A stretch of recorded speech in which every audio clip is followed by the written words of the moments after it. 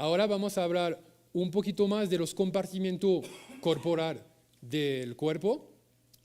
Donc au niveau bioimpédance-métrie, A nivel de la bioimpedancia, la technique consiste par la técnica consiste une prise de mesure qui sont des impédances, qui sont a tomar una medición que son impedancia, des résistances, des réactances, un angle de phase. resistencia, reactancia, ángulo de fase.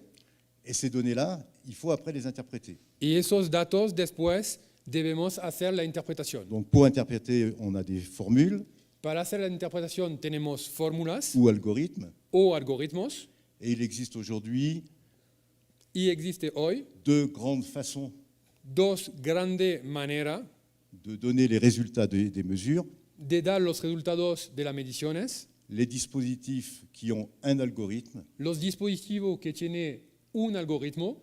Cet algorithme est basé sur l'eau, donc il y a une mesure de l'eau. Este algoritmo está basado en el agua, On part du principe que la masse non grasse con el principio de la masa sin grasa. est toujours hydratée de la même manière Está siempre hidratada de la misma manera.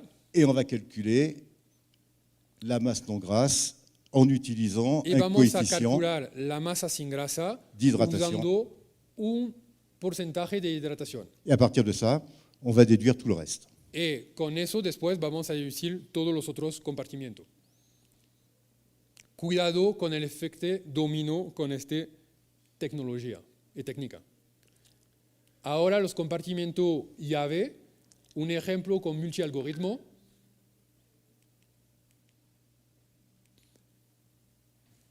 Ah oui, pardon. Donc l'autre principe est d'utiliser des algorithmes sur tous les compartiments clés. El otro principio es de usar otro algoritmo con los compartimentos llave. Qui sont les compartiments qui vont nous permettre de déduire naturellement les autres compartiments. ¿Quién son los compartimentos que van a permitir de deducir de manera normal los otros compartimentos?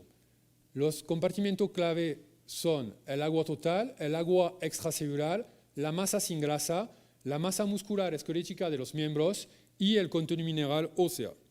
Ahora vamos a ver cómo se está deduciendo los otros compartimentos. Por ejemplo, cuando retamos la masa sin grasa del peso, vamos a obtener la masa de grasa. Cuando vamos a retar el agua extracelular del agua total, vamos a obtener el agua intracelular. Cuando vamos a dividir el agua total por la masa sin grasa, vamos a obtener el porcentaje de hidratación de la masa sin grasa. Cuando vamos a retar el agua total de la masa sin grasa, vamos a obtener la masa seca sin grasa, que es la proteína y el contenido mineral óseo. Y cuando vamos a retar el contenido mineral óseo de la masa seca sin grasa, vamos a tener las proteínas. Comparemos ahora los dos métodos. Podemos ver que acá es la misma persona, 1,83 m, 75 kilos y 43,39 litros de agua, con un algoritmo y con multi-algoritmo. Comparamos los dos métodos. Donc ici, nous avons deux personnes qui ont des poids identiques Acá tenemos personas que tienen el peso idéntico et une quantité d'eau identique. y una cantidad de agua similar. Dans le premier modèle à un algorithme, En el primer modelo con un algoritmo, on part du principe que l'hydratation est fixe à 73%. la hidratación está fija a 73,2 Et ça nous permet, en divisant l'eau y nos permite dividiendo el agua par un coefficient 0,73, por un coeficiente de 0,73 de obtener la masse non grasse. la masa sin grasa. À partir de la masse sin grasa, on va Desde pouvoir la masa sin grasa podemos deducir todos los otros. récupérer les autres données telles que nous l'avons vu précédemment. Dans le dispositif multi-algorithme, En el dispositivo multi-algoritmo nous avons un algorithme pour la massa non grassa tenemos un algoritmo para la masa sin grasa, qui va nous donner le pourcentage d'hydratation de la personne. quien va a darnos el porcentaje de hidratación real de la persona. Ça, c'est une donnée qui est fondamentale, parce que la quantité d'eau Eso es un dato fundamental toute seule ne veut pas dire grand-chose porque la cantidad de agua total pour savoir si une personne est bien ou mal hydratée. no da mucha información para saber si la persona está bien hidratada o no. Les autres données, Los otros datos son deducidos como lo hemos visto antes. Ahora comparons maintenant les résultats. comparamos las diferencias. Donc, nous voyons que dans le cas de figure, nous avons 2% d'écart au Podemos niveau, ver que tenemos 2% de diferencia sobre el porcentaje de hidratación, ce qui n'est pas énorme, mais qui n'est pas négligeable. lo que no es tan grande, pero también es significativo. Nous avons un écart d'1,5 kg sur la masse grasse, Tenemos una diferencia de 1.56 sobre la masa de grasa, ce qui n'est pas énorme, mais qui est quand même conséquent. también es tomando en cuenta. Par contre, nous avons un écart d'1,5 kg sur des matières sèches, Pero acá tenemos una diferencia de 1.56 kilos protéines et minéraux, sobre la proteína y los minerales. et là, c'est considérable. Y eso sí es considerable porque son prácticamente 10% de la cantidad total de proteína y de minerales.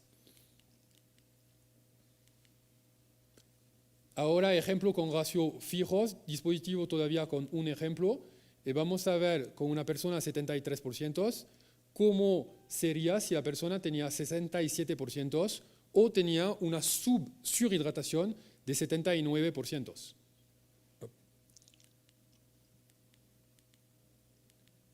Vas-y, enchaîne. Donc, vous avez le modèle qu'on a vu tout à l'heure à 73%, Acá tenemos el modelo que hemos visto antes de mais 73%, mais quand on applique 73%, on ne sait pas quel est le taux d'hydratation réel de la personne.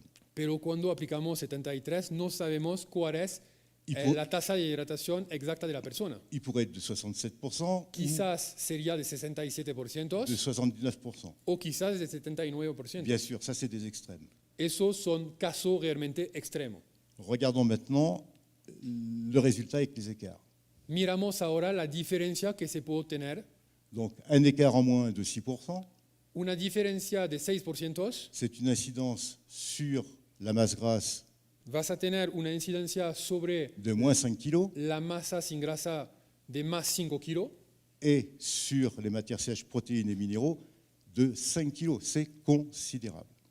y con la materia que son la proteína y los minerales de 5 kilos. Voilà. Son muy grandes.